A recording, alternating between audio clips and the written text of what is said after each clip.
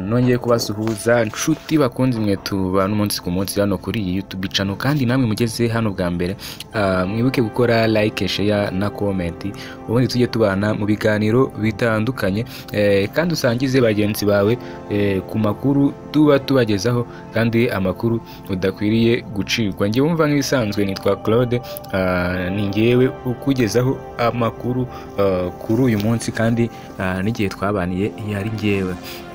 Amakuru mwuzaniye ni amakuru avugwa muri Congo, aho bavuga ko muri Sud Kivu hongeye kuba imirwano hagati ya Wazalendo n'abarwanyi ba AFC M23. Hongeye kubarizwa rero kuba imirwano hagati ya AFC M23 na Wazalendo. AFC M23 rero kandi ndashaka kubabwira ko yaciye ibiyobyabwenge mu mujyi wa Goma. Ni ku munsi w'ejo yiri bikora imikwabo, dore ko hariya Igoma cyane cyane ahantu hazwi nko mu birere, abaturiye umujyi wa Gisenyi nibo babasha kuhamenya neza.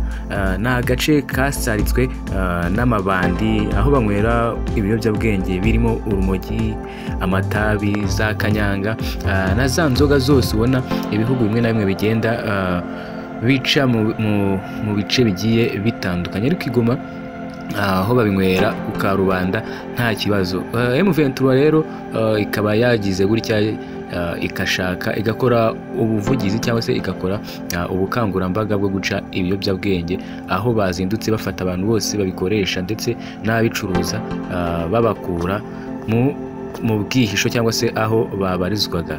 Kandi nanone Minisitiri Kayikwamba Wagner nawe aravugwa ko, cyangwa se uyu nguyu mumuziho ko ari Minisitiri w'ububanyi n'amahanga wa Repubulika Iharanira Demokarasi ya Kongo, ngo aracyafitiye u Rwanda akangononwa. Ntari kuvuga rumwe nk'uko tumaze iminsi twumva ko hari amasezerano hagati y'u Rwanda na Kongo, ariko twakeka ko bigiye gutanga agahenge, ariko uyu mugore asa nkaho agifitiye akangononwa ku Rwanda. Amakuru rero aturuka muri Kivu y'Amajyepfo, aho ni muri Repubulika Iharanira Demokarasi ya Kongo, aravuga ko hari uduce twongeye kurangwamo imirwano hagati ya Wazalendo na AFC M23. Wazalendo bibutsa ko ari ba bantu barwanirira leta ya Kongo, za nsoresore ngo ni abakunzi b'igihugu. Abo ngabo rero ntago bajya bumva ko hari amasezerano yabaye y'amahoro, kuko yo ntago ihagarara, irarwana, ndetse na rimwe usanga ariyo itera AFC M23 aho iri mu birindiro byayo ngo ishaka kubirukana. Ibyo bigatuma habaho imirwano itari yateguwe, ndetse M23 itari yiteze ko iraba. Gusa nyine ikibabaje nuko ibyo bibaye hari ababirenganiramo, bakurwa mu byabo, ndetse byanashoboka hakaba haba n'abahaburira ubuzima. Imana igikomeza kwihanganisha rero iyo miryango y'inzirakarengane igira ibibazo hagati y'izo ntambara zabo barwanye. Kuri uyu wa gatatu tariki ya 14 Gicurasi 2025 mu masaha ya mbere ya saa sita, mu midugudu ya Chofi na Kasheke muri Kalehe, aho ngaho ni muri Kalehe, ndetse no mu gace ka Kabamba cyangwa se Kabamba na Mabingu, ni muri Kivu y'Amajyepfo, niho habereye rero imirwano hagati ya Wazalendo n'abarwanyi ba AFC M23. Uretse imirwano yo kuri uyu wa gatatu rero, amakuru atangazwa na Radio Okapi dukesha iyi nkuru avuga ko imirwano yatangiye ejo hashize kuwa kabiri. Yatangiye kuwa kabiri, ibera mu gace ka Kasheke Lemela muri Kalehe. Aho ni muri Kalehe.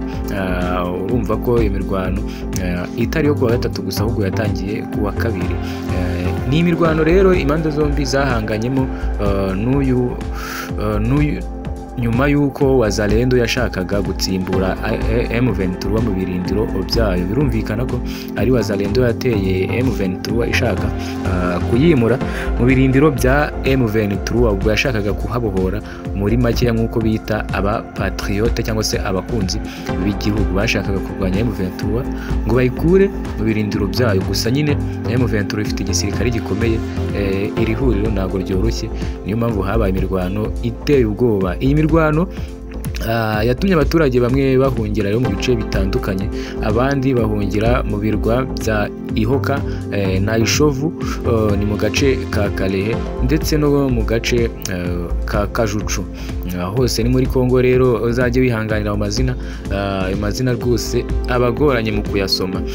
Iyi mirwano kandi yongeye kuba nyuma y'uko ubutegetsi bwa RDC Congo bugiranye n'ihuriro FCM 23 amasezerano yo guhagarika imirwano. Kuva aya masezerano rero yaba FCM 23 yagiye ishinja Wazalendo kugenda iyigabaho ibitero mu duce ibarizwamo. Wazalendo nigeze rero yumva ko habayeho iyo nama y'agahenge yo guhagarika imirwano, ariko yo yakomeje gutera n'ibisanzwe, kuko urumva abo ngabo biyita abarwanyi barwanirira igihugu ntago batuma ku gahenge kagerwaho, bitewe n'uko baba bashaka gutera M23 ngo bayihunze bayikure mu duce ibamo, hase mu duce ibarizwamo ngo bitwe intwari z'igihugu. Ibyo ntibishoboka, cyangwa se n'ibizanashoboka nabyo tuzajya tubimenya. Ngewe nitwa Claude, wowe kanda subscribe tujye tubana mu biganiro bigiye bitandukanye. Ujye wibuka gufungura inzogera kugira ngo ujye ubona notification y'amakuru cyangwa se ya video nshyashya twa uploadinze. Ndabakunda cyane, bye bye, hasta la vista.